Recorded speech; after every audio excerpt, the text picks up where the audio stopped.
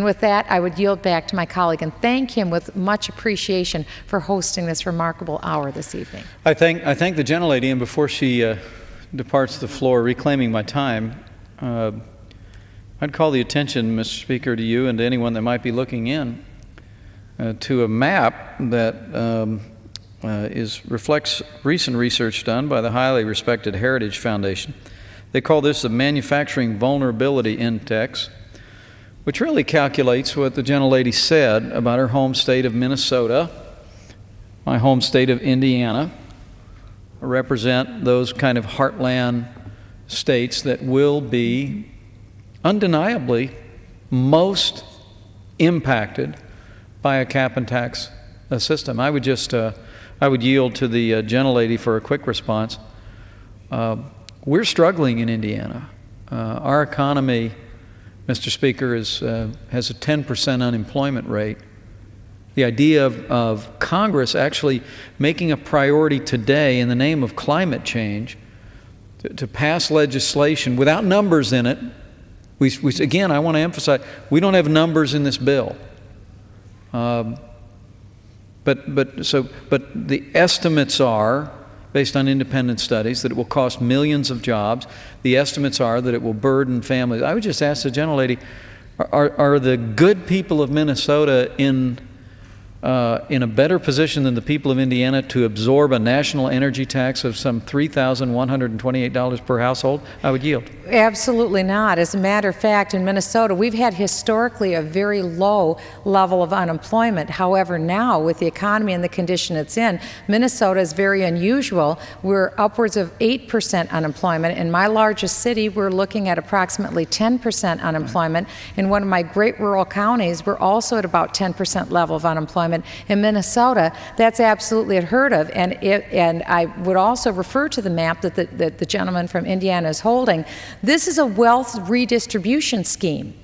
Some people would call that socialism. This is a wealth redistribution scheme. The reason why I say that is because the individuals in the United States that live in the heartland will be paying the tax, much of which will be redistributed to states on the coast, which will be paying negligible tax. And so all of that money will be taken out of the area in the United States that is very hard hit by this economy and transferred to Washington, D.C., and redistributed to other states. This is adding insult to injury to already painful process that a lot of people are going through. And that's why no one can understand this right now. And I think no more clear statement needs to be said than that which our president stated perhaps about 4 or 5 weeks ago, when he stated he will have, this is a non-negotiable, he wants this cap and tax. This is President Obama's highest priority.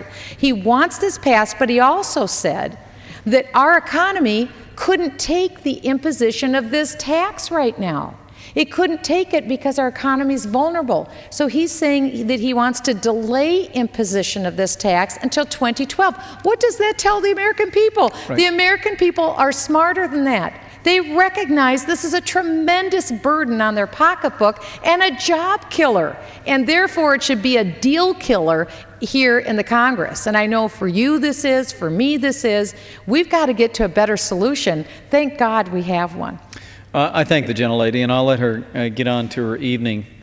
But I did hear news reports of the administration's suggestion that they might consider phasing in the cap and tax. Kind of reminds me of that story of how you boil a frog, whether you turn the heat up slowly and bring it to boil, or whether you drop it into scalding water. Seems to me you still got a dead frog at the end of that story.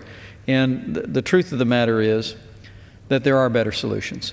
Solutions where we don't end up in transferring enormous amounts of wealth from the heartland of the country, from the manufacturing bedrock of this nation, if I can say with some regional pride. There are better solutions where we can deal. We can deal with CO2 emissions, with new technologies. We can develop a broad, comprehensive energy strategy. And as I thank the gentlelady, I would Mr. thank Speaker, the gentleman and wish from her, Indiana. Thank you. Wish her a restful evening. I am prepared to recognize a distinguished gentleman from Utah, Mr. Bishop. Let me just assure, it's been mentioned by several of my colleagues, I was actually asked by the Republican leader of the Congress to lead a Republican Energy Solutions Working Group. We've brought together not only the distinguished ranking member of the Energy and Commerce Committee, Joe Barton, but also I've got the capable assistance of co-chairmen in the likes of Congressman John Shimkus, Congressman Fred Upton, men who have the experience and the background that helped us develop the American Energy Act as a Republican alternative in the last Congress, and are in the process of building a comprehensive Republican energy alternative as we speak. There are better solutions. There are better options. We can achieve cleaner air without raising taxes on every American household in the form of a national energy tax, a cost of living tax, according to estimates of more than $3,128 per year. Before I yield to the gentleman, let me say this point again, because it is, you can probably tell I'm a pretty patient man, Mr. Speaker, but when it comes down to denying the American people the information that they need to make informed choices, I am an impatient man. And the truth is, and anyone looking on deserves to know, that this week, this Congress will begin to debate what could well result in a massive change in our energy generation system in this country, the so-called cap-and-trade system, which would fall foursquare on coal-burning power plants in this country, would fall foursquare on the region of the country that I call home in Indiana, and the industrial Midwest that relies so heavily on coal-burning power plants. And this massive multi-generational impact on our economy, on our way of life, all in the name of climate change, and we have no numbers. Mr. Speaker, it is not acceptable. It is not acceptable that the American Clean Energy and Security legislation that will be the subject of hearings beginning this week has been brought to the floor so bereft of detail that the Congressional Budget Office cannot tell the members of this Congress or the people of the United States of America how much this is all going to cost. That's not acceptable. I urge my colleagues, burn the midnight oil, put the numbers in, or pull these hearings, pull this legislation until you can produce a bill that my colleagues, like the gentleman sitting across the aisle tonight, colleagues that I respect, colleagues with whom I differ vehemently on issues, but whose integrity I respect, that our colleagues can come together and have an honest debate about what this will really cost the American people. Let's debate climate change.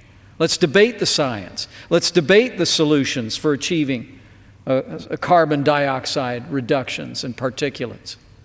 But let's also debate the cost. Let's allow the American people to count the cost before this Congress considers a massive national energy tax that could change our economy forever and essentially amounts to an economic declaration of war on the Midwest by liberals here in Washington, D.C. With that, I'm pleased to yield such time as he may consume to the former Speaker of the Utah State House, a distinguished member of the Republican minority, a gentleman from Utah, Mr. Bishop, an expert on the issues of energy and an eloquent spokesman about positive solutions. I appreciate the kind words from the gentleman from Indiana.